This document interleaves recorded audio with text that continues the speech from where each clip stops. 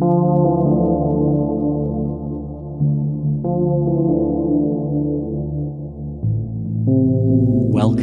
to Nature Therapy Online.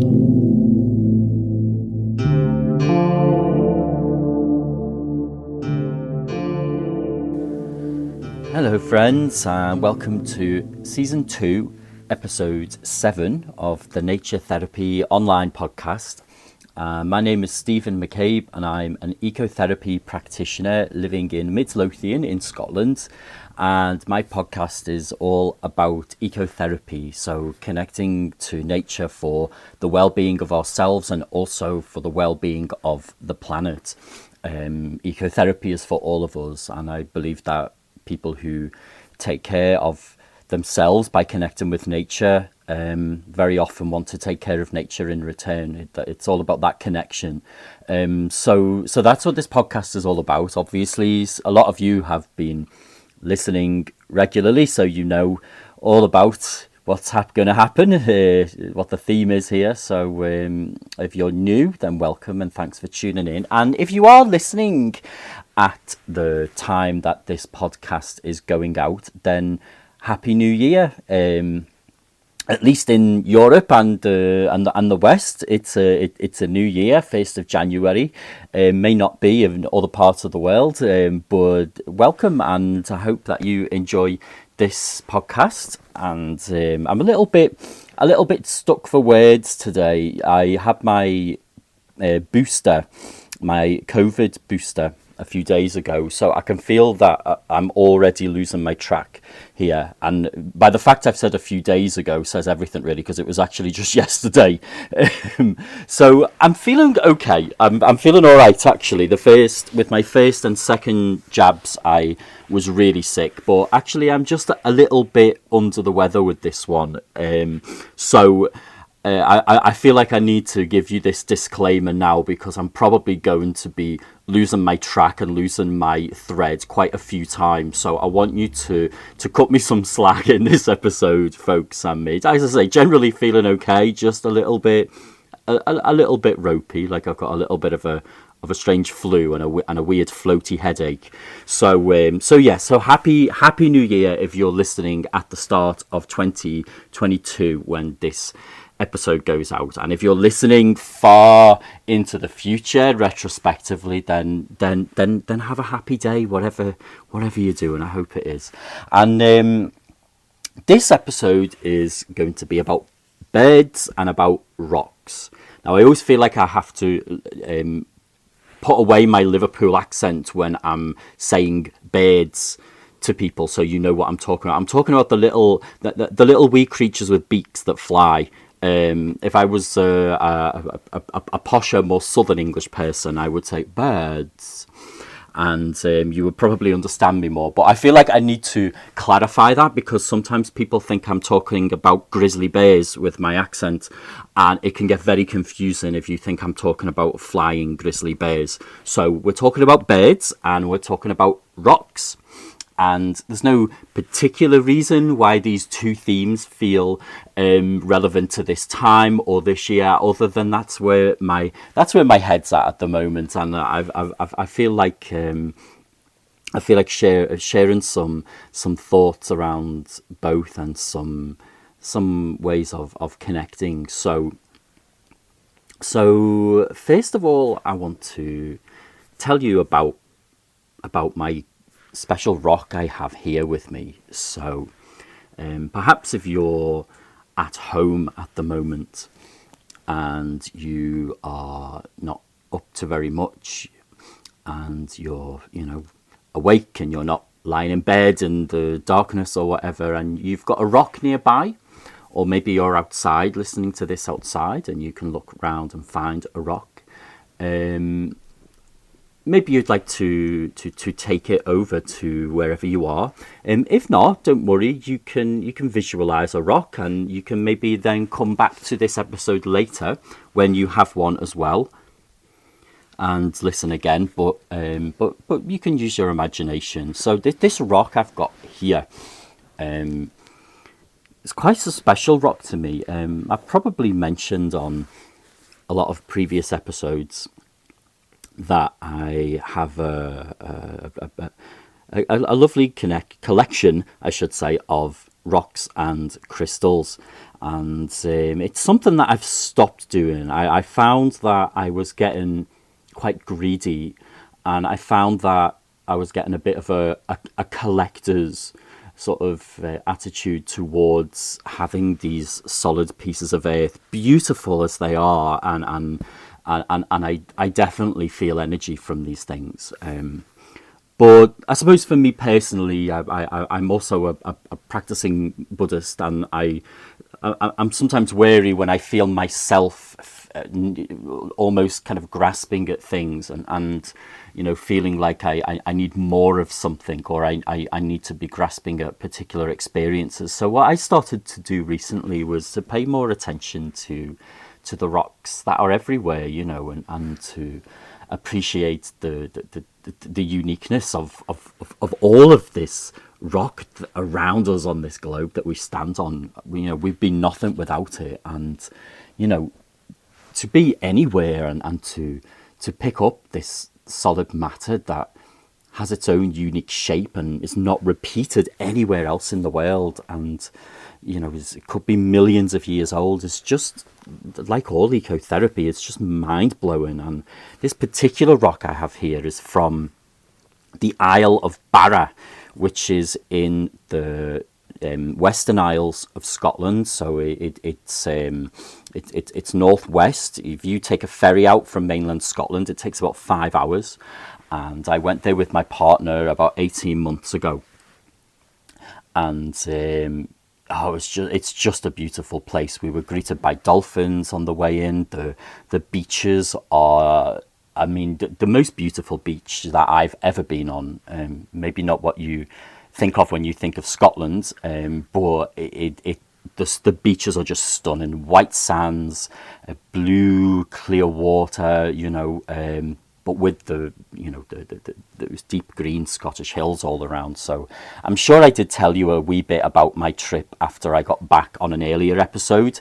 I don't know, I lose track a little bit of what I've told you and what I haven't, so I don't want to go too much into that. But it's a beautiful place. But the point is, this rock I have here was a piece of rock that I picked up. It's pretty big. It's bigger than my hand. It's I think some kind of granite. I don't know too much about rocks, to be honest, the science behind them, but I found it just in the water, in the sea. It was a really hot summer day, and I decided that I was not going to look for quote unquote souvenirs anymore, and that actually, I was going to take a piece of this land back with me, and then when I die in the future, as we all do, the rock is still there. It's still a part of the earth. It's not a piece of plastic that I've picked up with the name of the place on. And so it was like a little souvenir, but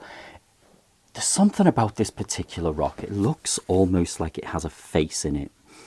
I definitely see an eye in this rock, and there's just something so grounding and cooling about holding on to it and feeling its weight. And I discovered when I got back from the Isle of Barra that my surname McCabe comes from this tiny island, and it really is a really small island, a tiny population. I don't know, 1,000 people. I don't know. Sorry if you're in the Isle of Barra and I'm grossly getting the population size wrong, but I found out afterwards, that I have this ancestral connection to this island. It's where my surname actually came from. I always knew that it was Scottish rather than Irish, even though there's often close links with Mc surnames. So I feel like there's something even more special with this rock for me. When I'm sitting with it, it feels like a piece of the land where my ancestry has developed, and a piece of the land where my ancestors were long before they then moved down to Ireland, and then went across, probably from, or not necessarily, but very possibly from Ireland to Liverpool, where I'm from, which has a huge Irish immigration. from the potato famines. But that's enough of the, I guess, the history lesson there. But if you do have a rock with you, or even if you don't, I want you to just take a few moments to connect with the solidity of a rock. And if you have one with you, you can hold it in your hands. If you don't, wherever you are, whether you're, even just cooking the food or lying down at night in bed, whatever you're doing, you can visualize a rock, and perhaps it's one that you have a memory of. Be large or small, it doesn't matter, but visualize yourself holding a rock and imagine what it looks like. Now, whether you're holding one or you're visualizing one, I want you to just run your thumbs over it. Get to know the texture.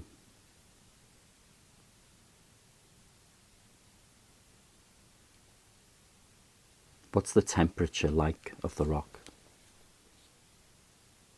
How does it feel when you rub it? If you turn it around in different directions, what different shapes does it reveal to you? How does it look on its side? How does it look from the top?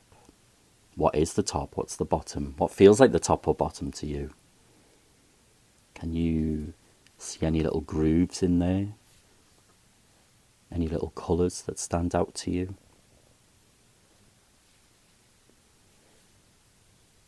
How heavy does it feel? And even if you're using your imagination, go with it and explore.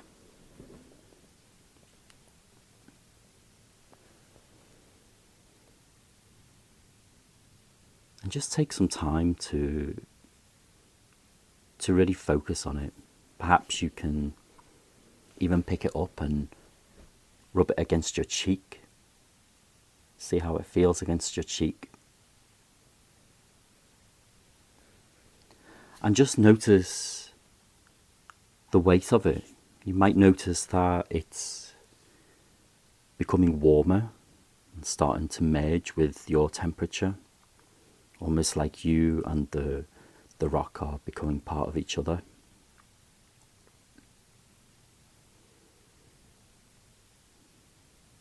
And just put all your focus on it for a moment and just feel that heaviness, the way that it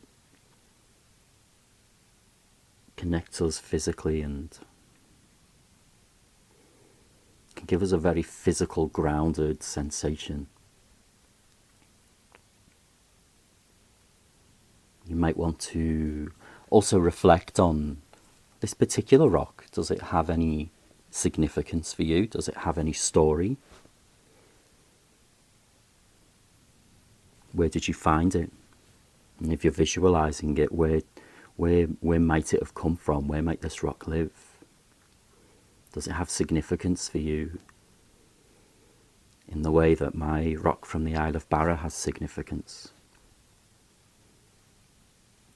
How does it connect with you, with your life?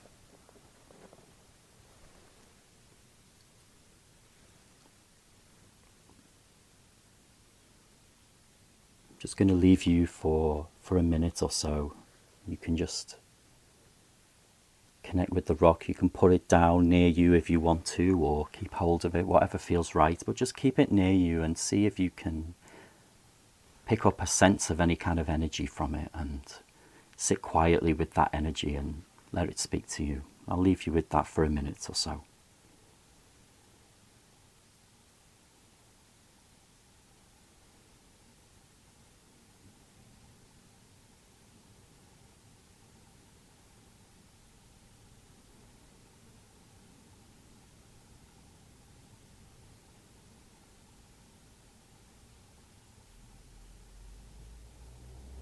What do you feel?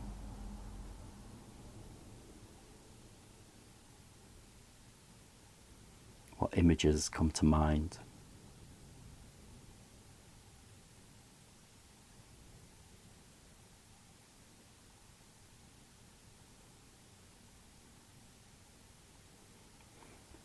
If it had a message for you, what would that message be?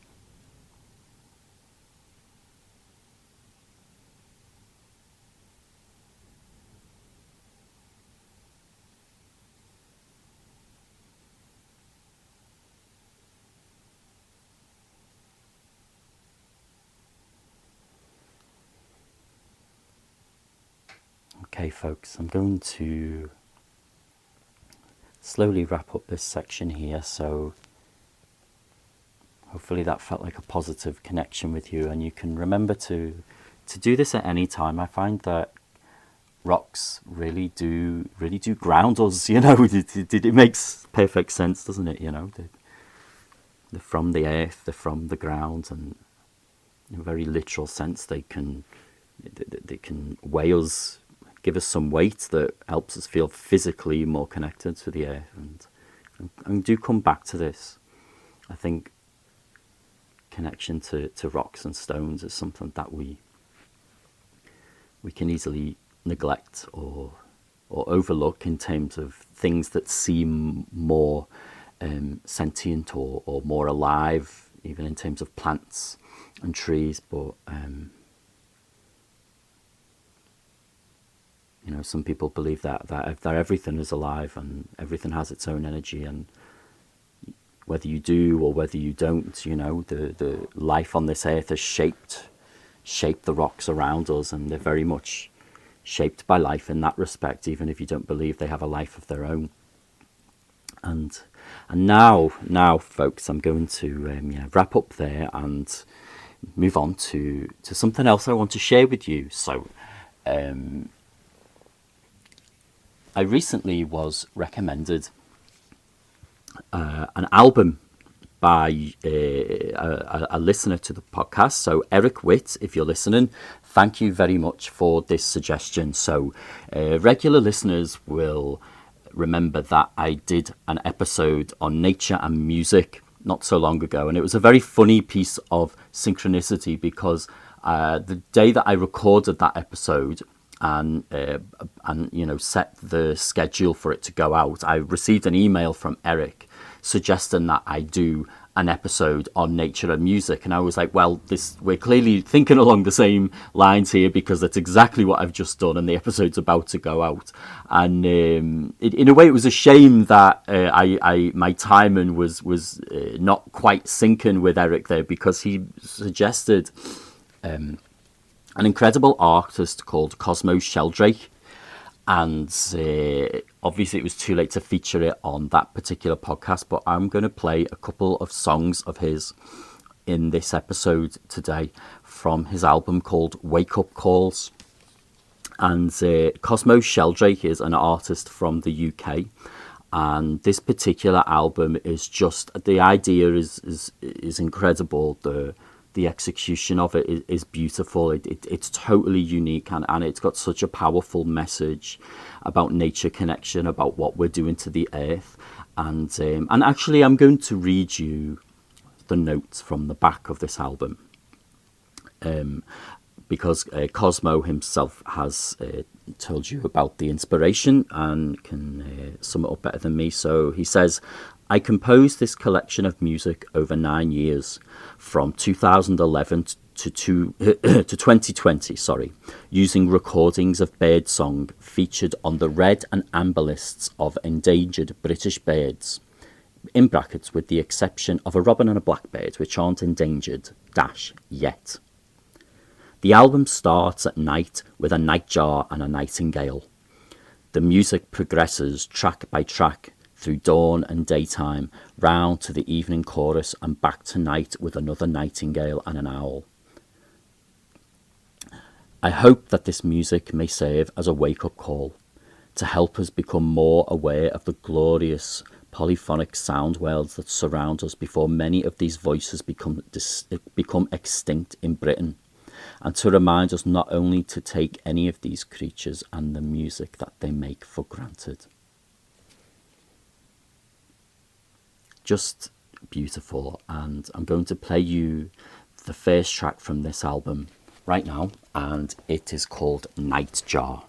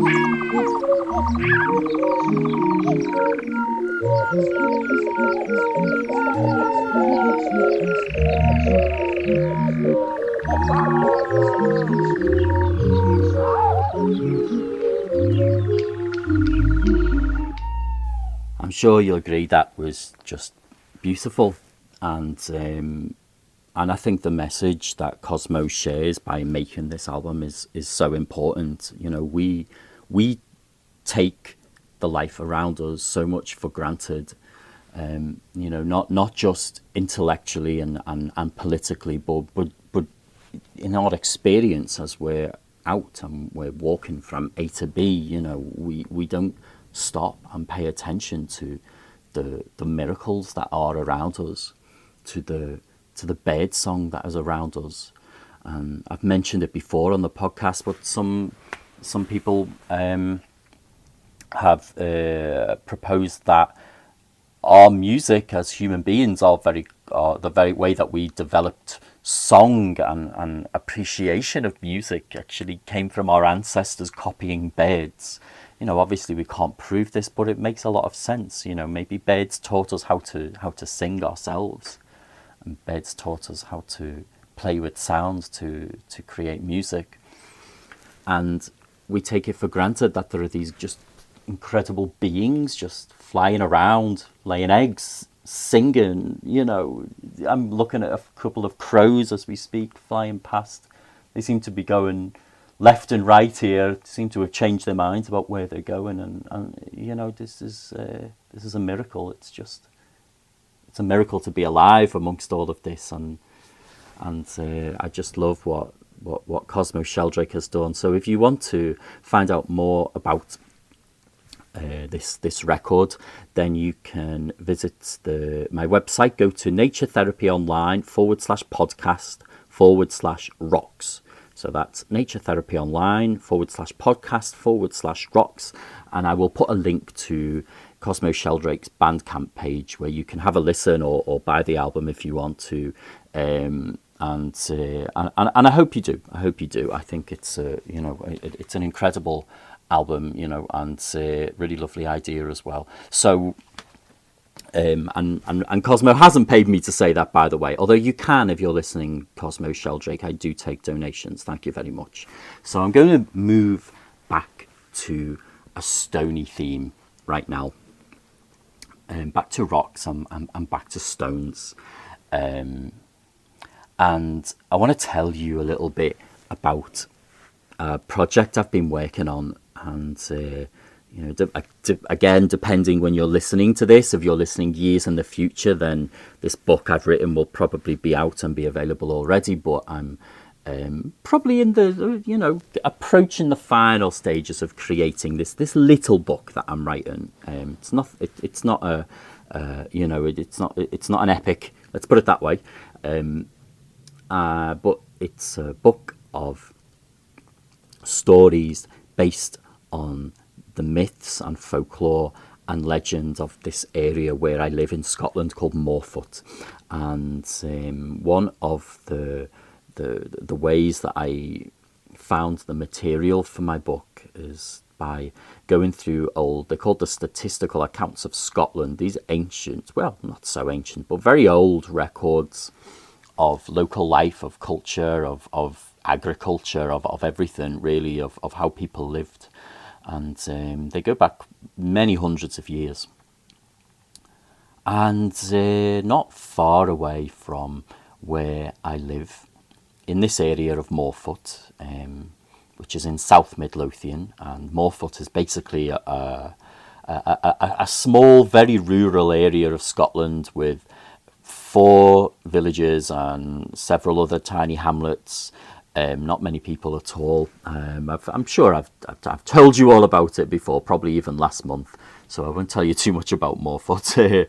I'll try not to bore you too much, folks. But I found out that there used to be this huge rock. Okay, it's this massive boulder that was on top of one of the local hills, and it looked so unnatural to the people who were there, in the sense that it looked like it couldn't have naturally ended up there without humans placing it there. So you've got this huge green hill, not a mountain, very much a hill. Maybe it's, I don't know, a couple of 100 meters high or something like that. But on top of this hill, and it's the biggest hill around it, there was just this huge round stone boulder. And next to this huge boulder, I mean, can you imagine how it looked from afar? You've got this hill, this green hill, and maybe a little bit of woodlands around, but at the top of it, you've just got this huge rock. And they found next to it, old stone coffins that they believe were there before Christianity, way back into times when people were practicing earth-based spiritual practices as the main religious approach. And a long time ago, so more than possibly a few thousand years ago, actually, these stone coffins. So I say they, that would be, I guess, archaeologists, historians, whoever they are. It's something convenient that you say when you don't quite know who you're talking about. But they, that would be the people who made this statistical account record that I was reading, proposed that this rock was an ancient place of worship. And that's why you could find these very elaborate stone coffins, which will, possibly have been the place where the most respected leaders of a community would have been buried. Because to build a stone coffin, 1,500 years ago or more, would have taken an immense work, and it's not something that everybody, would have been able to have the privilege of for a burial, So this rock got my imagination going, and it turns out that it was called the fairy stone, or the fairy stain in Scots English, but we can call it the fairy stone for the sake of not confusing people across the world. But let's say the fairy stone was its name. It's what people called it for hundreds of years, even going up to a few hundred years ago. It's gone now, unfortunately, like many other things, including these stone coffins and a lot of other things around. So there was a burial site with burial cairns. So cairns are stone monuments that were found all over Scotland, and beneath all of these stone cairns were urns full of burnt human bones, which sounds really grim, but actually this was how a lot of ancient communities buried their dead. They burnt the body, they took the bones, they put the bones in an urn, they buried the urn, and then they put stones on top. They took these natural raw materials from nature and created these simple monuments. And this was found not far away, this burial ground, if you like, where all the people were buried. They still would likely have been important people in the community, to have been given a site with a cairn on top. But it does seem that there was a very strong, perhaps a druid community nearby. We can just say earth-based spiritual community, if you like. And it just is wonderful. You know, I mean, what is, you know, a real shame is how all of these sites were cleared away, you know, for agriculture. Like many things, you know, agriculture took center stage, and you know, if there was anything in the way of land that sheep and cows could graze, then they had to go, including the fairy stone itself. And you know, we, or I should say they, again, going back to these mythical they people, but they suppose that the fairy stone actually got there naturally. It couldn't have been put there by human hands because it was just too huge. There's no way, with, you know, back in the days when we didn't have the sort of equipment that could lift boulders, there's no way that human beings, no matter how many, could have put a stone this big. It was probably the size of a small house, you know, on top of this hill. But somehow, you know, with the technology that came along over the last few hundred years, they did manage to get rid of it. They got rid of all these sites. But for me to have come across this way of life that people used to have, which is on my doorstep, a few miles up the road, and to know that there was this huge rock where people would, perhaps they would sit and, I don't know, revere it in some way, you know, some form of prayer or meditation, or perhaps people made offerings. There was also the fact it's called the fairy stone. You know, Scotland has a long history of fairy belief in the wee folk, or the fae, however you want to call them. And it's perhaps, you know, it's perhaps the case that this was linked to belief in fairies.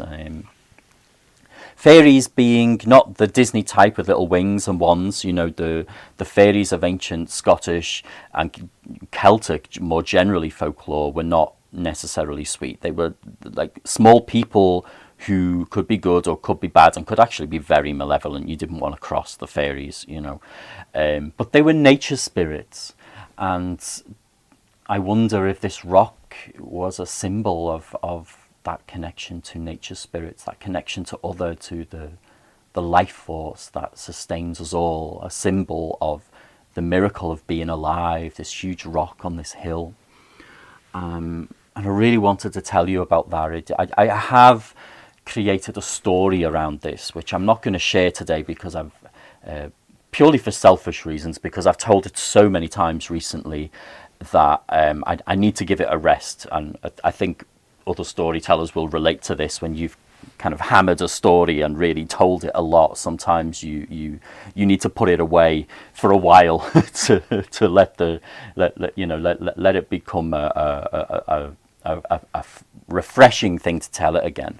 Whereas it can, you know, often feel a wee bit stale when you've told something too many times. But I wanted to just share where that story came from with you, and yeah, to reflect on, you know, this stone I have in front of me here, which you may have heard me slap there, and it's quite a big, heavy stone, from the Isle of Barra up in the Western Isles, down here to the southeast of Scotland where I live. Just this connection with rock and with the earth. Beautiful.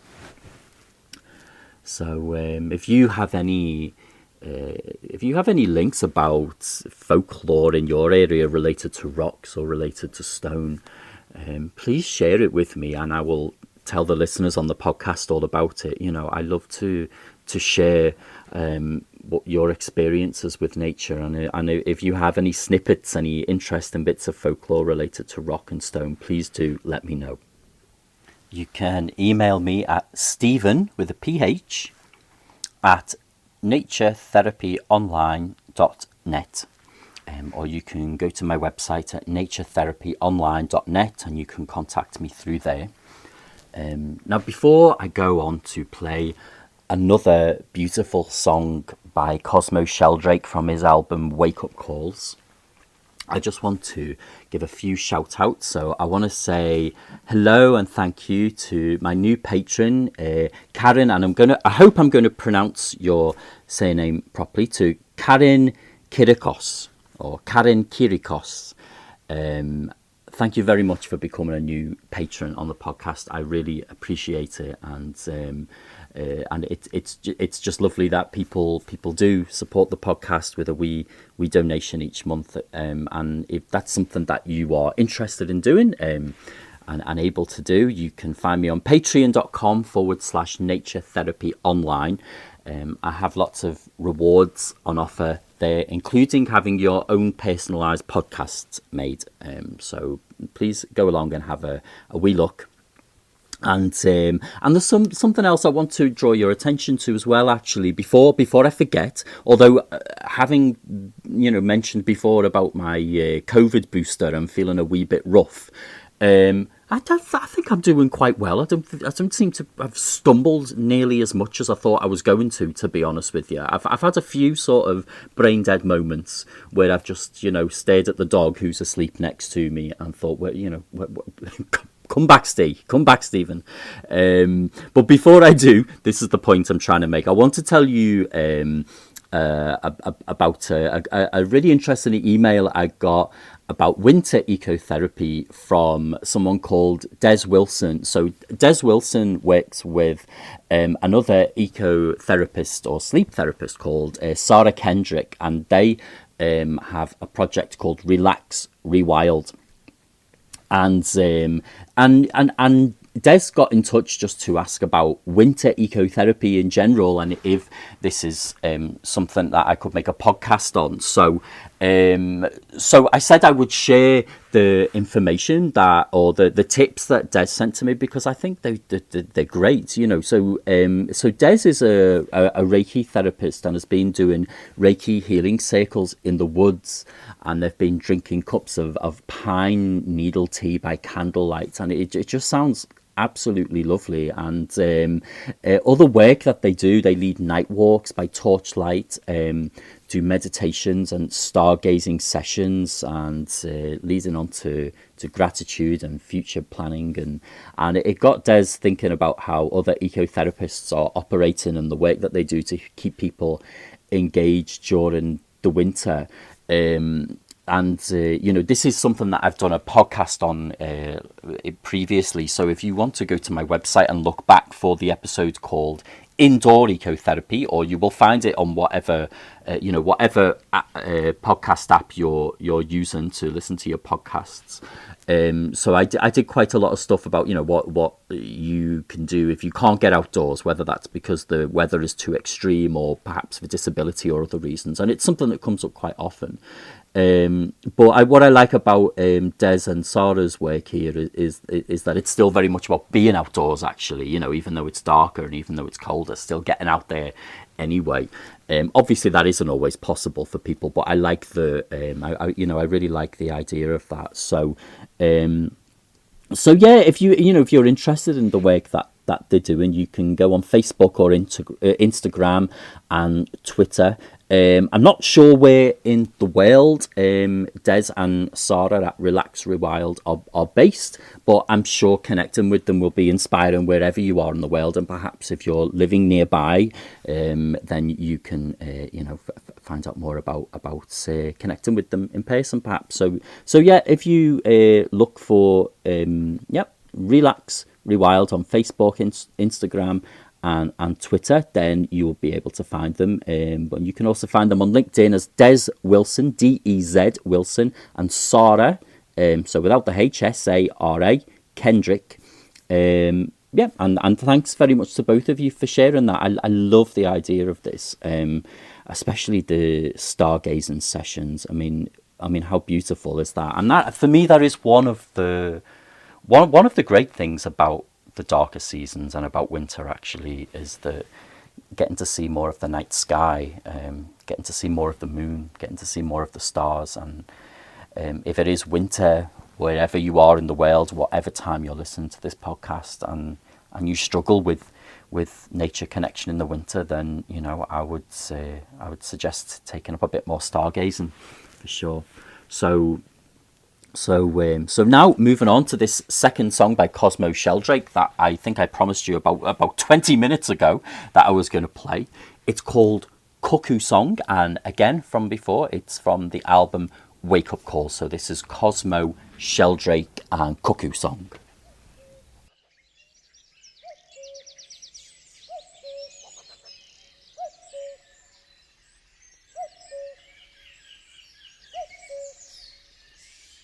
What do you do? In April I open my bill. In May I sing night and day. In June I change my tune. In July far off I fly. In August away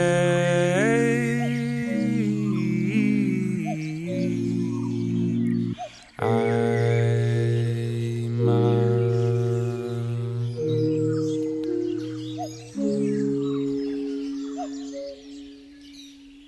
What do you do?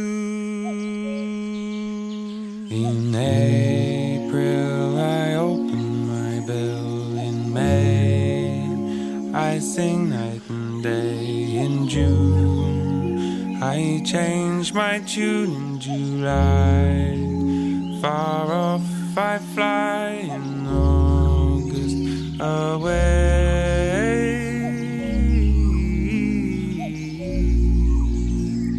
I must.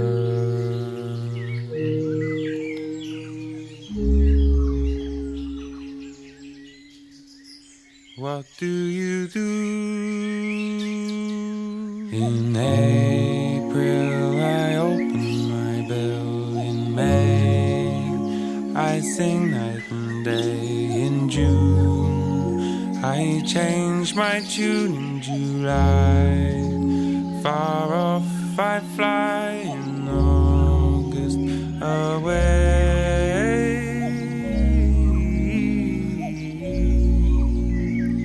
I must.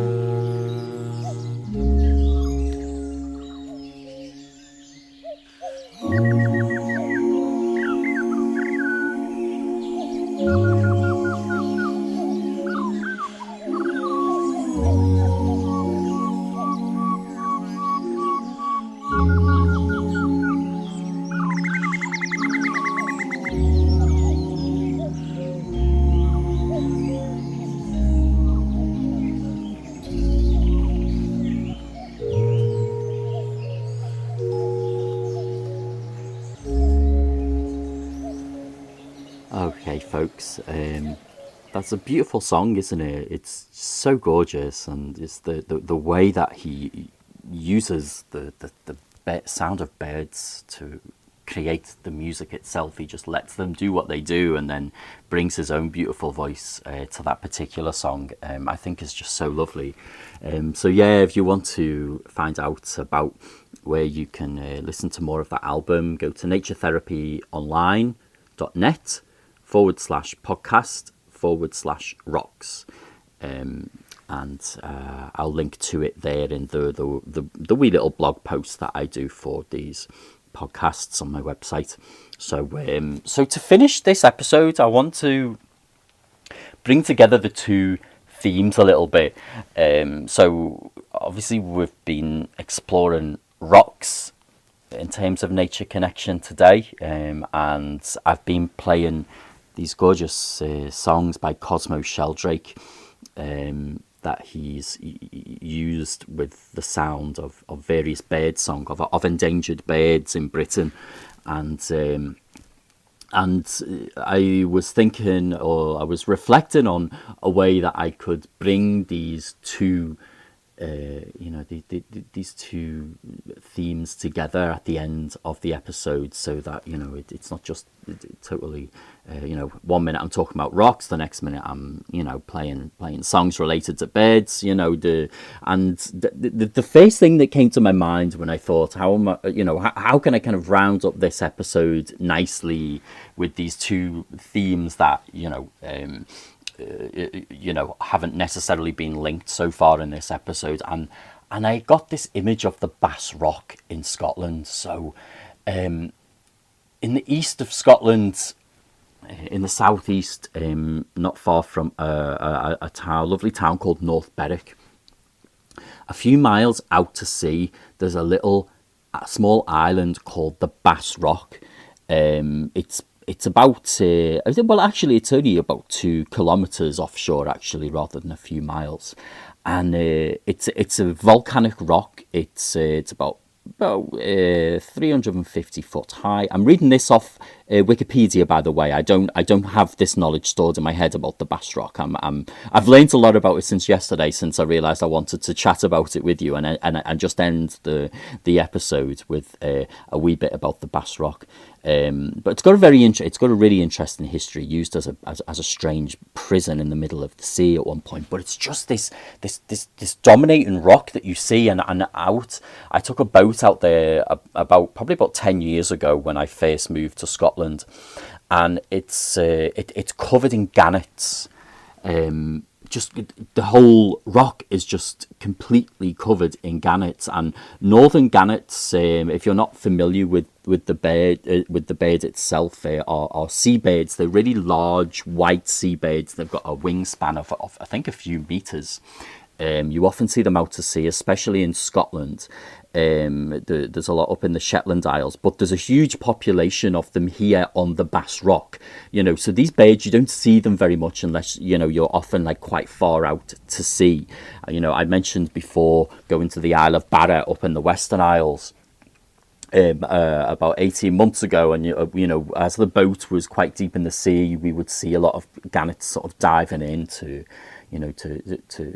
find their fish, and kind of flying around the boat, but you don't often see so many of them inshore. But it's just an incredible sight and an incredible sound that you've got this huge, really hostile looking rock that's just poking out of the sea, and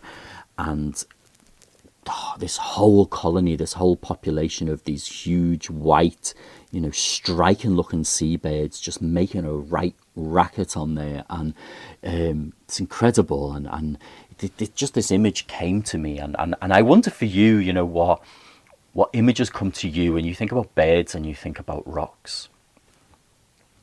And you might think about birds that spend time on rocks, or an experience that you've had where these two beautiful and necessary part of nature combine, where the rock supports the bird life, and where the birds perhaps shape the rock itself. And I don't know how much of it is true, but with the Bass Rock, it's been a running joke that actually a lot of the Bass Rock itself is actually just bird poo, because they've been on there for so long that they just, the amount of poo that they're depositing on there is just making the rock bigger and bigger and bigger as as the years go by. I'm not a scientist, so I don't know if things actually work like that, or if maybe perhaps you can enlighten me on that, folks. Does the poo melt on hot days, or does it really become part of the rock? Am I just looking at a big bird poo when I look at the Bass Rock now? I don't know. Answers on a postcard, please. Let me know. Tell me all about bird poo if you know about it. I'd be very interested in finding out. But I'm going to leave you anyway with any images you've just had of connections with birds and rocks, but also I'm going to leave you with the sound, this lovely video I found on YouTube of the gannets on the Bass Rock. You might want to look them up. They've got these brilliant, deep, black, almost like mascara around their eyes, these big, long white beaks, and a kind of yellowy shade on the back of their head. Gorgeous, gorgeous birds. And this is the sound of the Bass Rock. I'm going to leave you with this sound, and if you want to get in touch with me or find out about online ecotherapy courses you can take with me, please head over to naturetherapyonline.net, and I'll see you there. And here are the gannets of the Bass Rock in Scotland. Bye bye, folks, and thanks for tuning in.